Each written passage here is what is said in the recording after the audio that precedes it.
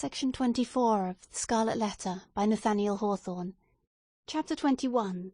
The New England Holiday. Betimes, in the morning of the day on which the new governor was to receive his office at the hands of the people, Hester Prynne and little Pearl came into the market-place.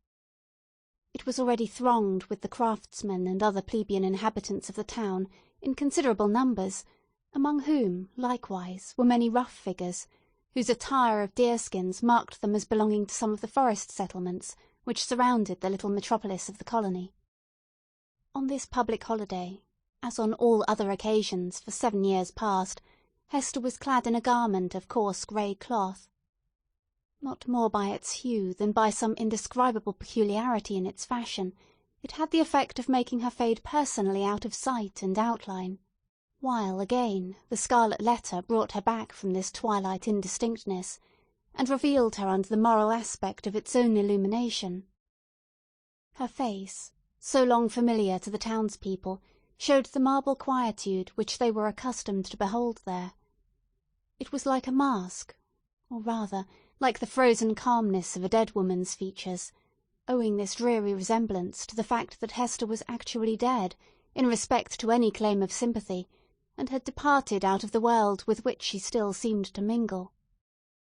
It might be, on this one day, that there was an expression unseen before, nor indeed vivid enough to be detected now, unless some preternaturally gifted observer should have first read the heart, and have afterwards sought a corresponding development in the countenance and mien. Such a spiritual seer might have conceived that after sustaining the gaze of the multitude through 7 miserable years as a necessity, a penance, and something which it was now a stern religion to endure, she now, for one last time more, encountered it freely and voluntarily, in order to convert what had so long been agony into a kind of triumph. Look your last on the Scarlet Letter and its wearer, the people's victim and lifelong bond-slave, as they fancied her, might say to them. Yet a little while, and she will be beyond your reach. A few hours longer, and the deep, mysterious ocean will quench and hide for ever the symbol which ye have caused to burn upon her bosom. Nor were it an inconstancy too improbable to be assigned to human nature, should we suppose a feeling of regret in Hester's mind, at the moment when she was about to win her freedom from the pain which had been thus deeply incorporated with her being. Might there not be an irresistible desire to quaff a last, long, breathless draught of the cup of wormwood and aloes, with which nearly all her years of womanhood had been perpetually flavoured? The wine of life, henceforth to be presented to her lips, must be indeed rich, delicious, and exhilarating in its chaste and golden beaker, or else leave an inevitable and weary languor after the lees of bitterness wherewith she had been drugged, as with a cordial of intensest potency. Pearl was decked out with airy gaiety. It would have been impossible to guess that this bright and sunny apparition owed its existence to the shape of gloomy grey, or that a fancy, at once so gorgeous and so delicate as must have been requisite to contrive the child's apparel, was the same that had achieved a task perhaps more difficult, in imparting so distinct a peculiarity to Hester's simple robe. The dress, so proper was it to little Pearl, seemed an effluence, or inevitable development and outward manifestation of her character, no more to be separated from her than the many-hued brilliancy from a butterfly's wing, or the painted glory from the leaf of a bright flower. As with these, so with the child, her garb was all of one idea with her nature. On this eventful day, moreover, there was a certain singular inquietude and excitement in her mood, resembling nothing so much as the shimmer of a diamond, that sparkles and flashes with the varied throbbings of the breast on which it is displayed.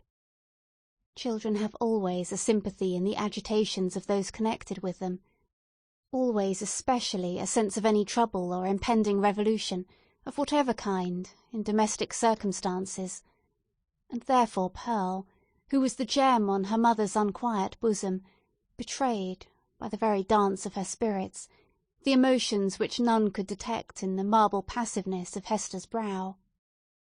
This effervescence made her flit with a bird-like movement, rather than walk by her mother's side. She broke continually into shouts of a wild, inarticulate, and sometimes piercing music. When they reached the market-place, she became still more restless on perceiving the stir and bustle that enlivened the spot, for it was usually more like the broad and lonesome green before a village meeting-house than the centre of a town's business. "Why, what is this, mother?" cried she. "Wherefore have all the people left their work to-day? Is it a play-day for the whole world?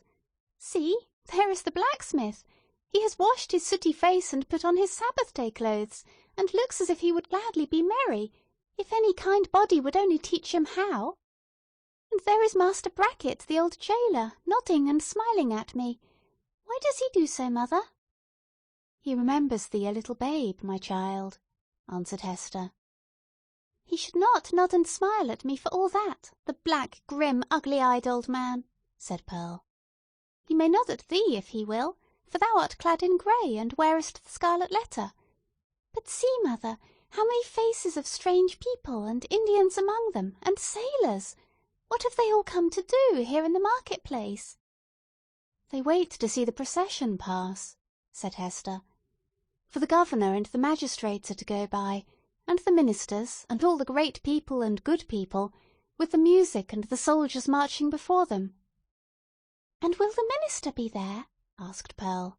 "And will he hold out both his hands to me, as when thou leddest me to him from the brookside?" "He will be there, child," answered her mother. "But he will not greet thee to-day, nor must thou greet him." "What a strange, sad man is he!" said the child, as if speaking partly to herself.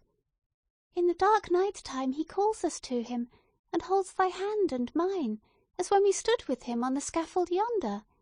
And in the deep forest, where only the old trees can hear, and the strip of sky sees it, he talks with thee, sitting on a heap of moss. And he kisses my forehead, too, so that the little brook would hardly wash it off. But here, in the sunny day, and among all the people, he knows us not, nor must we know him. A strange, sad man is he, with his hand always over his heart." "Be quiet, Pearl. Thou understandest not these things," said her mother. "Think not now of the minister, but look about thee, and see how cheery is everybody's face to-day. The children have come from their schools, and the grown people from their workshops and their fields, on purpose to be happy. For to-day a new man is beginning to rule over them, and so, as has been the custom of mankind ever since a nation was first gathered, they make merry and rejoice, as if a good and golden year were at length to pass over the poor old world." It was as Hester said, in regard to the unwonted jollity that brightened the faces of the people. Into this festal season of the year, as it already was and continued to be during the greater part of 2 centuries, the Puritans compressed whatever mirth and public joy they deemed allowable to human infirmity, thereby so far dispelling the customary cloud that, for the space of a single holiday, they appeared scarcely more grave than most other communities at a period of general affliction. But we perhaps exaggerate the grey or sable tinge which undoubtedly characterized the mood and manners of the age.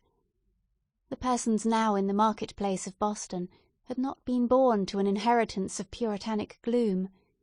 They were native Englishmen, whose fathers had lived in the sunny richness of the Elizabethan epoch, a time when the life of England, viewed as one great mass, would appear to have been as stately, magnificent, and joyous as the world has ever witnessed.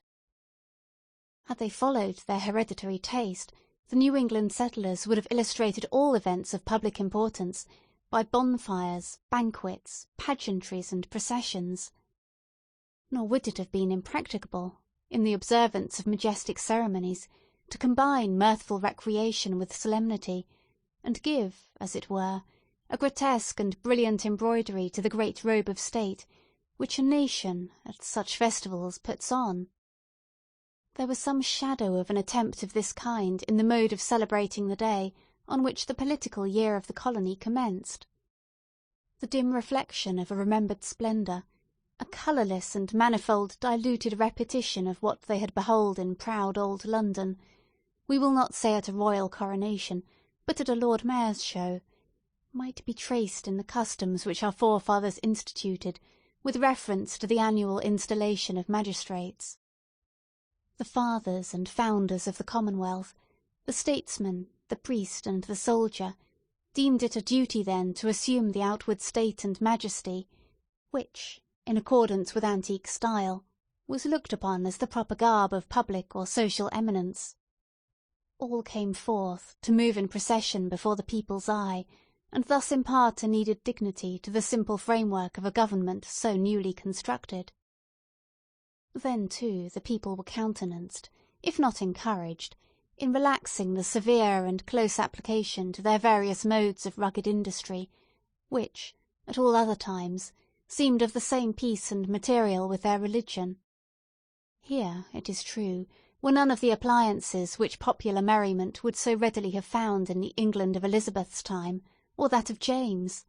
No rude shows of a theatrical kind, no minstrel with his harp and legendary ballad, nor gleeman with an ape dancing to his music, no juggler with his tricks of mimic witchcraft, no merry Andrew to stir up the multitude with jests, perhaps hundreds of years old, but still effective, by their appeals to the very broadest sources of mirthful sympathy. All such professors of the several branches of jocularity would have been sternly repressed, not only by the rigid discipline of law, but by the general sentiment which gives law its vitality. Not the less, however, the great honest face of the people smiled, grimly perhaps, but widely too. Nor were sports wanting, such as the colonists had witnessed and shared in long ago at the country fairs and on the village greens of England, and which it was thought well to keep alive on this new soil, for the sake of the courage and manliness that were essential in them. Wrestling matches, in the different fashions of Cornwall and Devonshire, were seen here and there about the market-place. In one corner there was a friendly bout at quarter-staff, and, what attracted most interest of all, on the platform of the pillory, already so noted in our pages, 2 masters of defence were commencing an exhibition with the buckler and broadsword. But, much to the disappointment of the crowd, this latter business was broken off by the interposition of the town beadle, who had no idea of permitting the majesty of the law to be violated by such an abuse of one of its consecrated places. It may not be too much to affirm, on the whole, the people being then in the first stages of joyless deportment, and the offspring of sires who had known how to be merry in their day, that they would compare favourably, in point of holiday-keeping, with their descendants, even at so long an interval as ourselves.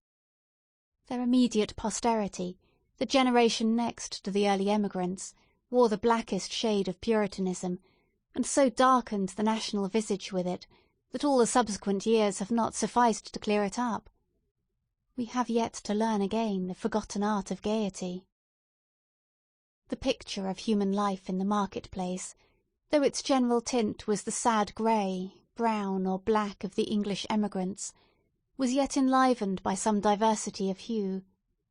A party of Indians, in their savage finery of curiously embroidered deerskin robes, wampum belts, red and yellow ochre, and feathers, and armed with the bow and arrow and stone-headed spear, stood apart, with countenances of inflexible gravity, beyond what even the Puritan aspect could attain. Nor, wild as were these painted barbarians, were they the wildest feature of the scene.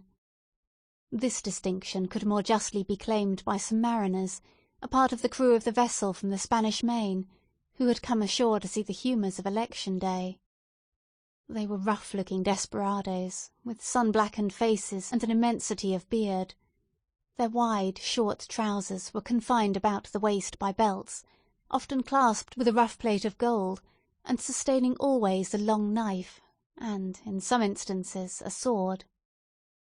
From beneath their broad-brimmed hats of palm-leaf gleamed eyes which, even in good nature and merriment, had a kind of animal ferocity. They transgressed, without fear or scruple, the rules of behaviour that were binding on all others, smoking tobacco under the beadle's very nose, though each whiff would have cost a townsman a shilling, and quaffing, at their pleasure, draughts of wine or aqua vitae from pocket flasks, which they freely tendered to the gaping crowd around them. It remarkably characterized the incomplete morality of the age, rigid as we call it, that a licence was allowed the seafaring class, not merely for their freaks on shore, but for far more desperate deeds on their proper element. The sailor of that day would go near to be arraigned as a pirate in our own. There could be little doubt, for instance, that this very ship's crew, though no unfavourable specimens of the nautical brotherhood, had been guilty, as we should phrase it, of depredations on the Spanish commerce, such as would have perilled all their necks in a modern court of justice. But the sea, in those old times, heaved, swelled, and foamed very much at its own will, or subject only to the tempestuous wind, with hardly any attempts at regulation by human law. The buccaneer on the wave might relinquish his calling, and become at once, if he chose, a man of probity and piety on land, nor, even in the full career of his reckless life, was he regarded as a personage with whom it was disreputable to traffic or casually associate. Thus the Puritan elders, in their black cloaks, starched bands, and steeple-crowned hats, smiled not unbenignantly at the clamour and rude deportment of these jolly seafaring men, and it excited neither surprise nor animadversion when so reputable a citizen as old Roger Chillingworth, the physician, was seen to enter the market-place, in close and familiar talk with the commander of the questionable vessel. The latter was by far the most showy and gallant figure, so far as apparel went, anywhere to be seen among the multitude. He wore a profusion of ribbons on his garment, and gold lace on his hat, which was also encircled by a gold chain, and surmounted with a feather. There was a sword at his side, and a sword cut on his forehead, which, by the arrangement of his hair, he seemed anxious rather to display than hide. A landsman could hardly have worn this garb, and shown this face, and worn and shown them both with such a galliard air, without undergoing stern question before a magistrate, and probably incurring fine or imprisonment, or perhaps an exhibition in the stocks. As regarded the shipmaster, however, all was looked upon as pertaining to the character, as to a fish his glistening scales. After parting from the physician, the commander of the Bristol ship strolled idly through the market-place, until, happening to approach the spot where Hester Prynne was standing, he appeared to recognise, and did not hesitate to address her. As was usually the case wherever Hester stood, a small vacant area, a sort of magic circle, had formed itself about her, into which, though the people were elbowing one another at a little distance, none ventured or felt disposed to intrude. It was a forcible type of the moral solitude in which the Scarlet Letter enveloped its fated wearer, partly by her own reserve, and partly by the instinctive, though no longer so unkindly, withdrawal of her fellow creatures. Now, if never before, it answered a good purpose, by enabling Hester and the seaman to speak together without risk of being overheard, and so changed was Hester Prynne's repute before the public, that the matron in town most eminent for rigid morality could not have held such intercourse with less result of scandal than herself. "So, mistress," said the mariner, "I must bid the steward make ready one more berth than you bargained for. No fear of scurvy or ship fever this voyage. What with the ship's surgeon and this other doctor, our only danger will be from drug or pill, more by token, as there is a lot of apothecary's stuff aboard, which I traded for with a Spanish vessel." "What mean you?" inquired Hester, startled more than she permitted to appear. "Have you another passenger?" "Why, know you not," cried the shipmaster, "that this physician here, Chillingworth he calls himself, is minded to try my cabin fare with you? Ay, ay, you must have known it, for he tells me he is of your party, and a close friend to the gentleman you spoke of, he that is in peril from these sour old Puritan rulers." "They know each other well indeed," replied Hester, with a mien of calmness, though in the utmost consternation. "They have long dwelt together." Nothing further passed between the mariner and Hester Prynne.